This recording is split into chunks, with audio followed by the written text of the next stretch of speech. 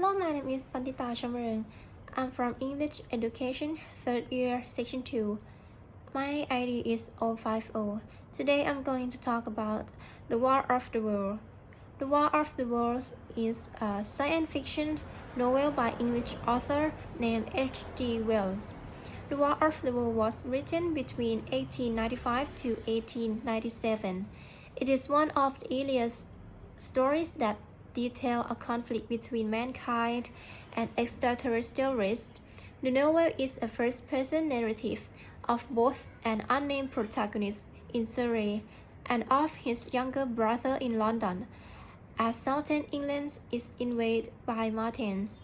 The novel is one of the most commented on works in the science fiction canon. The book's plot was similar to numerous works on invasion literature which were published around the same period, and has been variously interpreted as a commentary on the theory of evolution, British colonialism, and Victorian era, fears, superstitions, and prejudice. On early morning, a meteor appeared all over England. A crash occurred at Horsell Common near the speaker home in Maybury. When the narrator goes to the scene, he finds a large cylindrical object buried in a sandpit. This object is made of metal. The narrator immediately suspected that the object was from Mars. The speaker returned home to Maybury, and on a second visit, the narrator saw the cylinder open, and he saw first glimpses of the Martians. Round gray lump, it may be the size of a bear, slowly moving out of the cylinder. The whole living thing trembled. A long mustache appeared grips at the edge of the barrel. When the narrator saw this, he ran away in fear and fell back in his home, in which he told his wife what he saw. Shortly after, the battle between the soldiers and the Martians soon erupted.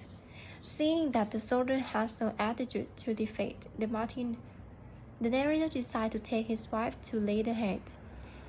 The narrator successfully led his wife to Leatherhead. Late at the night, he went out to return the wagon and met a terrifying sight. When he saw what he saw from Mars' battle machine with a devastating attack, he found a fleeing cannon. The narrator decided to travel with the sleeping cannon chief. After a terrifying encounter, the narrator finds an abandoned boat which he is rowing to London. News of the Martians' invasion spread slowly in London. 2 days after the first attack, most Londoners are unaware or concerned about the dangers of Martians. After the Martians have arrived in London, the townspeople began to panic.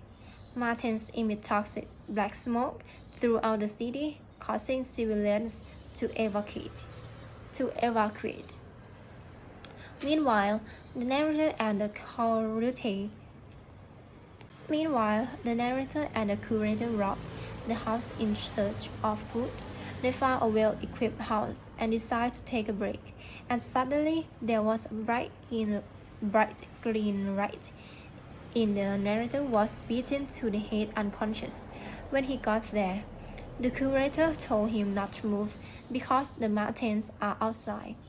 The narrator and the curator decided to stay in the demolished house.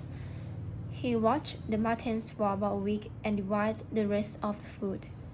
When he came out of the house, he found that the Martians have abandoned the cylinder, and the narrator begins his journey to London. Along the way, he meets another cannon chief.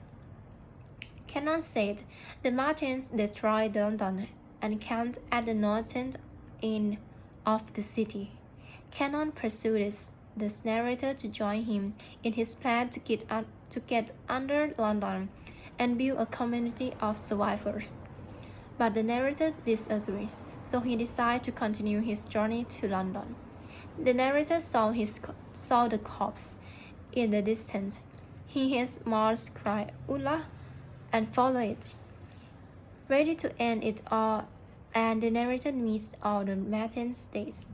He was destroyed by rotten bacteria and germs whose system were not prepared to kill. When the narrator had recovered, he returned to Maybury at his house and found that his wife was still alive. The narrator considers the importance of a Mars invasion and wants future generations to prepare.